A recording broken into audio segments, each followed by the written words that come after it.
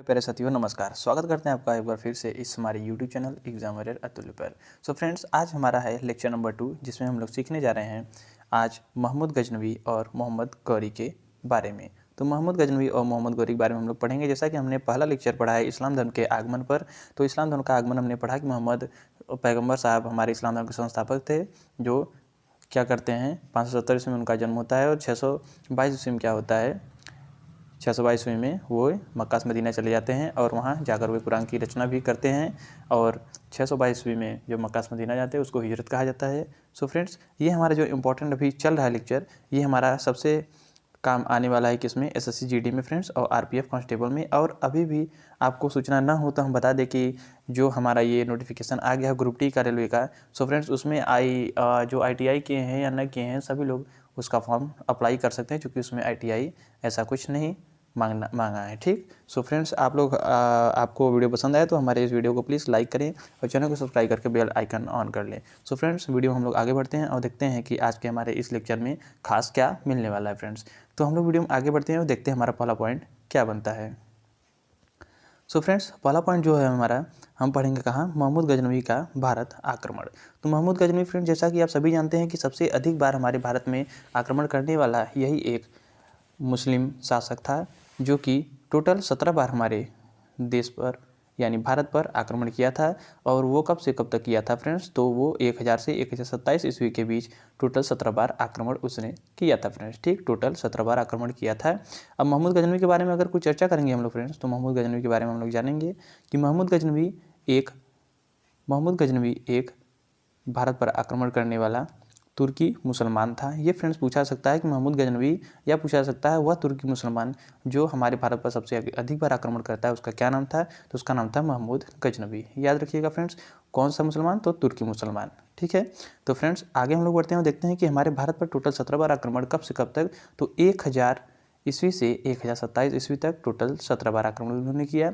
महमूद गजनवी अपनी सेना बढ़ाने के लिए, धन लूटने के लिए भारत आया था फ्रेंड्स। तो हमारे देश में आक्रमण करने का महमूद गजनवी का मुख्य उद्देश्य क्या था, तो अपनी सेना को बढ़ाने के लिए वह अधिक से अधिक धन इकट्ठा कर रहा था। और रास्ते में फ्रेंड्स उसको हम लोग बुद्धिशिकन या मूर्ति भंजक भी इसलिए कहते हैं, क्योंकि वो क्या करता था, मूर्तियों को तोड़ भी देता था लूटपाट के समय। ठीक है फ्रेंड्स, तो आप लोग इसका स्क्रीनशॉट ले लीजिए और आई होप आपको ये समझ में आया होगा फ्रेंड्स। तो हम लोग अब सेकंड स्लाइड की ओर बढ़ते हैं और समझते हैं सेकंड स्लाइड पर क्या है। तो फ्रेंड्स इसमें क्या दिया है कि महमूद गजनवी का प्रथम आक्रमण जो होता है 1000 ईस्वी में, दूसरा आक्रमण उसने किया 1001 ईस्वी में। वो करता है अपना हिंदू शाही राजा जयपाल के विरुद्ध, जो कि पेशावर के में उनका राज्य था। तो पेशावर में उस समय राज्य जो राजा थे उनका नाम था जयपाल। तो जयपाल के विरुद्ध 1001 ईस्वी में उसने आक्रमण किया और जयपाल हार जाता है और आत्मदाह कर लेता है। मतलब फ्रेंड्स क्या है कि इस युद्ध में जयपाल हार के कारण वो इसको बर्दाश्त नहीं कर पाता है और खुद आत्मदाह यानी खुद के शरीर को जला लेता है और आत्महत्या कर लेता है फ्रेंड्स। ठीक, तो हम लोग स्लाइड 3 की ओर बढ़ते हैं और समझते हैं स्लाइड 3 पर हमें कुछ खास क्या मिलने वाला है फ्रेंड्स।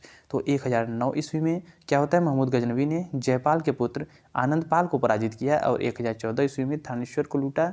फिर उसके बाद 1018 ईस्वी में कन्नौज, फिर मथुरा, वृंदावन पर आक्रमण किया। सो फ्रेंड्स ये लगातार हमारे भारत पर आक्रमण करता रहा, जो कि 1009 ईस्वी में जयपाल के पुत्र आनंदपाल को पराजित किया, 1014 में थानेश्वर को लूटा, फिर 1018 में कन्नौज को, फिर मथुरा वृंदावन को लूटा।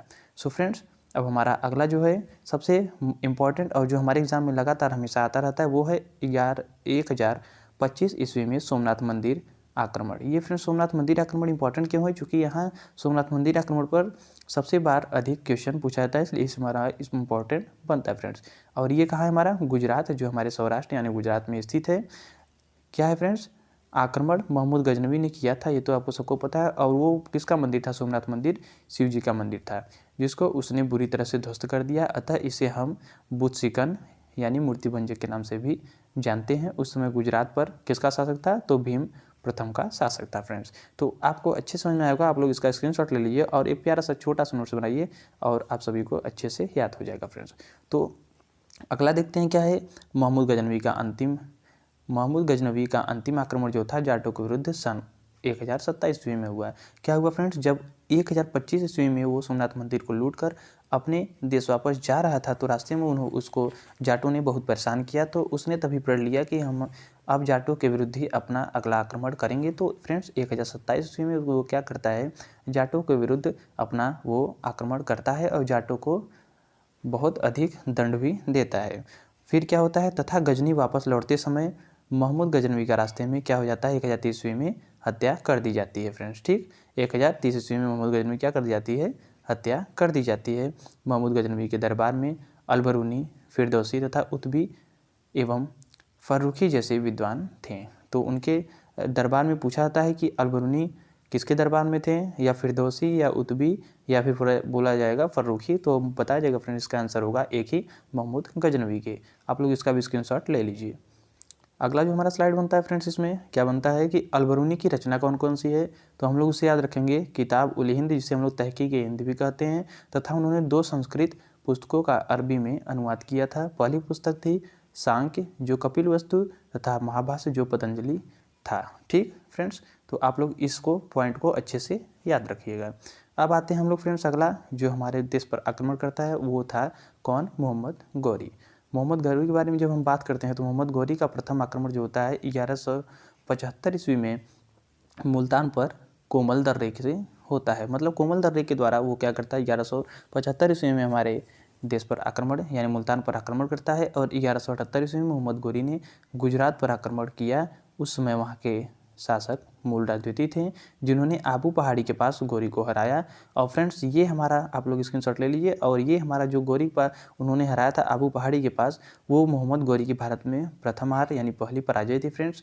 और मोहम्मद गौरी ने 1179 ईस्वी में पेशावर जीता, फिर 1185 ईस्वी में सियालकोट जीता, फिर 1186 ईस्वी में क्या करता है, पंजाब को जीत लेता है, यानी संपूर्ण पंजाब पर उसका साम्राज्य हो जाता है फ्रेंड्स। मोहम्मद गौरी के ये पॉइंट को आप लोग याद रखेंगे फ्रेंड्स। तो जो हमारा आता है इसके बाद जो इंपॉर्टेंट युद्ध है फ्रेंड्स, तो हमारा आता है इसमें सबसे पहला तराइन का प्रथम युद्ध। तराइन का प्रथम युद्ध होता है फ्रेंड्स किसके किसके बीच में, तो उसको हम लोग याद रख लेंगे। तराइन का प्रथम युद्ध जो होता है मोहम्मद गौरी व पृथ्वीराज तृतीय के बीच होता है फ्रेंड्स। इसमें क्या होता है कि मोहम्मद गौरी और पृथ्वीराज तृतीय के बीच जो युद्ध होता है 1191 ईस्वी में, उसमें क्या होता है, पृथ्वीराज तृतीय क्या हो जाता है, जीत जाता है, और मोहम्मद गौरी की इसमें क्या हो जाती है, पराजय हो जाती है फ्रेंड्स। ये हमारे प्रथम युद्ध में क्या होता है, मोहम्मद गौरी हार जाता है और पृथ्वीराज तृतीय विजेता हो जाते हैं 1191 ईस्वी में। उसी के ठीक एक वर्ष बाद क्या होता है फ्रेंड्स, मोहम्मद गौरी जाता है अपने युद्ध की और अच्छे से तैयारी करके, सेनाओं को और संगठित करके आता है, और तराइन का द्वितीय युद्ध फिर से होता है। और मोहम्मद गौरी इस बार अच्छे से तैयारी में रहता है पृथ्वीराज तृतीय के ही साथ 1192 ईस्वी में, ठीक एक वर्ष बाद ही। और इस बार मोहम्मद गौरी अपनी रणनीति के द्वारा विजयी होता है और पृथ्वीराज तृतीय को बंदी बना लिया जाता है, बाद में उसकी हत्या कर दी जाती है फ्रेंड्स। तो ये द्वितीय युद्ध में क्या होता है, मोहम्मद गौरी विजेता बनता है और पृथ्वीराज तृतीय की हत्या कर दी जाती है फ्रेंड्स। तो आप लोग इस टॉपिक को भी अच्छे से याद रखेंगे। उसके बाद हमारा आता है फ्रेंड्स सबसे इंपॉर्टेंट, यहाँ पर ये भी बनता है चंदावर का युद्ध। चंदावर का युद्ध फ्रेंड्स होता है 1192 ईस्वी में, जो किसके किसके बीच, तो मोहम्मद गौरी के बीच और जयचंद के बीच लड़ा जाता है, जिसमें जयचंद क्या होता है फ्रेंड्स, जिसमें गौरी की विजय हुई और जयचंद इस युद्ध में मारा गया। मतलब क्या होता है फ्रेंड्स कि इस युद्ध का परिणाम ये निकलता है कि जयचंद मारा जाता है और मोहम्मद गौरी की विजय हो जाती है। 1193 ईस्वी में दिल्ली में गौरी की राजधानी बन गई। तो मतलब क्या होता है फ्रेंड्स, 1193 ईस्वी में भारत में गौरी की राजधानी दिल्ली हो जाती है फ्रेंड्स। तो आप लोग इतना अच्छे से नोट करके और अच्छे से फ्रेंड्स याद रखिएगा। अब हम देखते हैं कुछ यहाँ इंपॉर्टेंट कि क्या होता है कि मोहम्मद गौरी गजनी वापस जा रहा था, दमयक नामक स्थान पर 15 मार्च 1206 ईस्वी को उसकी हत्या कर दी जाती है फ्रेंड्स। यानी 15 मार्च 1206 ईस्वी में गौरी की हत्या कर दी जाती है। तो 1206 ईस्वी में मोहम्मद गौरी की मृत्यु के बाद कुतुबुद्दीन ऐबक ने गुलाम वंश की नींव रखी। तो फ्रेंड्स यही हमारा परिणाम निकलता है कि मोहम्मद गौरी जब अपने देश वापस जा रहा है यानी दमयक नामक स्थान पर पहुंचा था, तो 15 मार्च 1206 ईस्वी को उसकी हत्या कर दी जाती है। और उसके गुलाम जो थे कुतुबुद्दीन ऐबक, तो कुतुबुद्दीन ऐबक वहाँ का साम्राज्य का भागडोर संभालते हैं, और कुतुबुद्दीन ऐबक जो कि मोहम्मद गौरी के गुलाम थे, तो वे क्या करते हैं, गुलाम वंश की स्थापना करते हैं। तो फ्रेंड्स आई होप आप सभी को ये वीडियो अच्छे समझ में आया होगा, और आप लोग इसको अच्छे से तैयार करके प्यारा सा नोट्स बना के और पूरा याद कर लिए, जो कि हमारी जीडी में अगले ही महीने में हमारा कुछ ही क्षणों में जो होने वाला एग्ज़ाम, वो जल्द ही आपके एग्ज़ाम में ऐसे क्वेश्चन देखने को मिलेंगे। तो फ्रेंड्स आई होप आप सब लोग अच्छे से पढ़ रहे होंगे, तैयारी कर रहे होंगे। तब फ्रेंड्स अगले लेक्चर नंबर 3 में मिलते हैं। तब तक के लिए जय हिंद, जय भारत।